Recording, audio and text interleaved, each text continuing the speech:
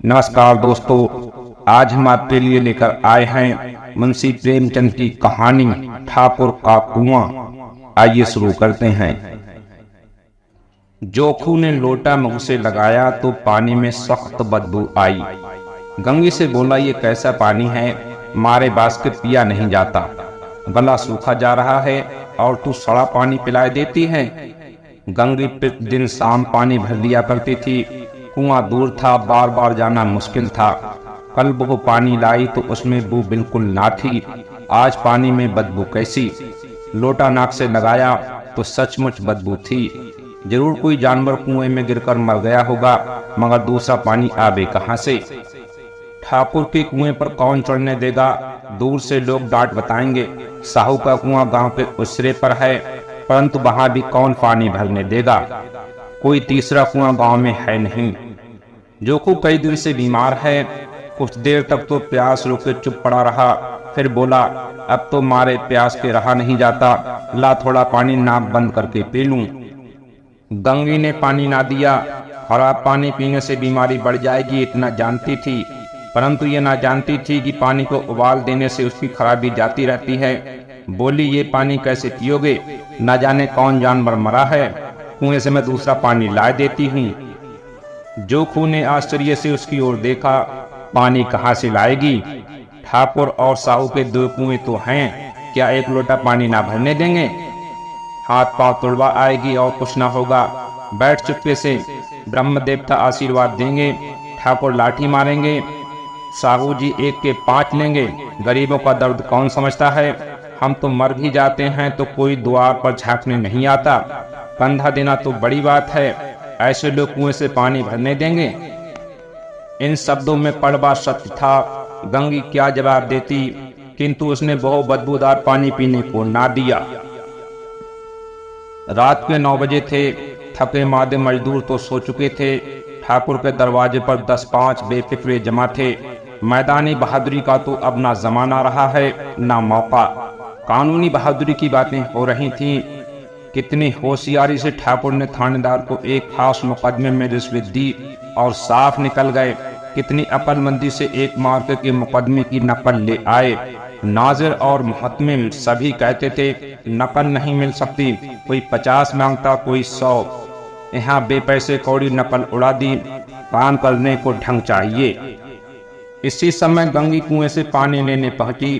कुप्पी की धुंधली रोशनी कुएं पर आ रही थी। गंगी जगत की आड़ में बैठी मौके का इंतजार करने लगी। इस कुएं का पानी सारा गांव पीता है, किसी के लिए रोका नहीं। सिर्फ ये बदनसीब नहीं भर सकते। गंगी का विद्रोही दिल रिवाजी पाबंदियों और मजबूरियों पर चोटें करने लगा।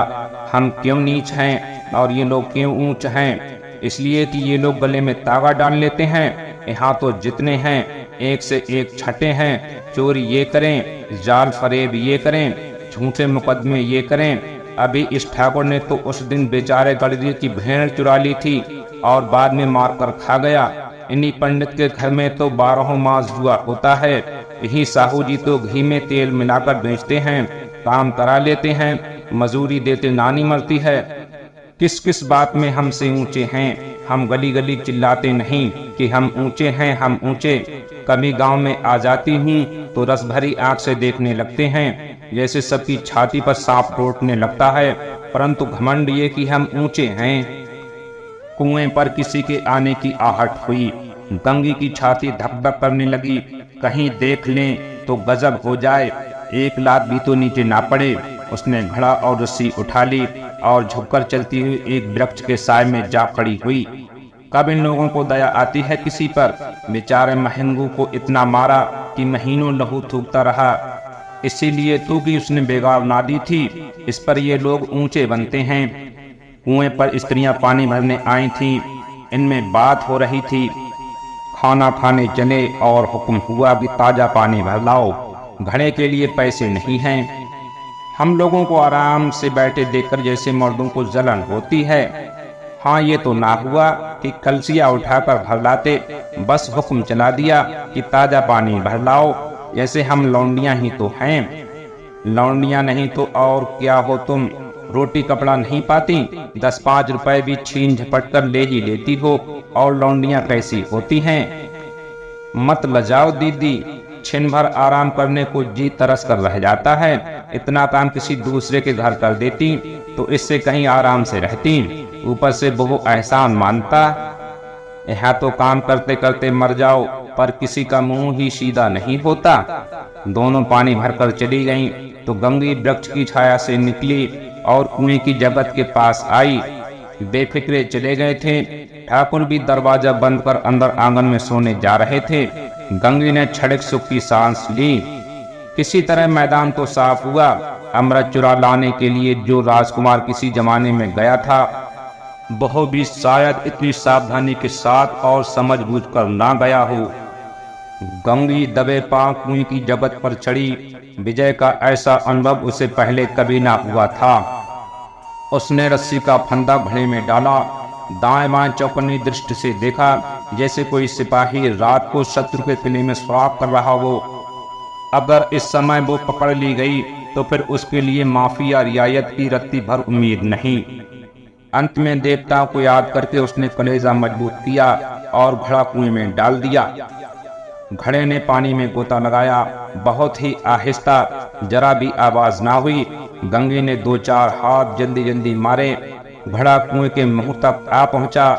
कोई बड़ा सहजोर पहलवान भी इतनी तेजी से ना खींच सकता था। गंगी झुकी कि घड़े को पकड़कर जगत पर रखे कि एकाएक ठाकुर साहब का दरवाजा खुल गया। शेर का मुंह इससे अधिक भयानक ना होगा। गंगी के हाथ से रस्सी छूट गई। रस्सी के साथ घड़ा धड़ाम से पानी में गिरा और कई क्षण तक पानी में हिलकोने की आवाजें सुनाई देती रहीं। ठाकुर कौन है, कौन है, पुकारते हुए कुएं की तरफ आ रहे थे और गंगी जगत से कूदकर भागी जा रही थी। घर पहुंचकर देखा कि जो कोई लोटा मुंह में लगाए वही मैला गंदा पानी पी रहा है। धन्यवाद।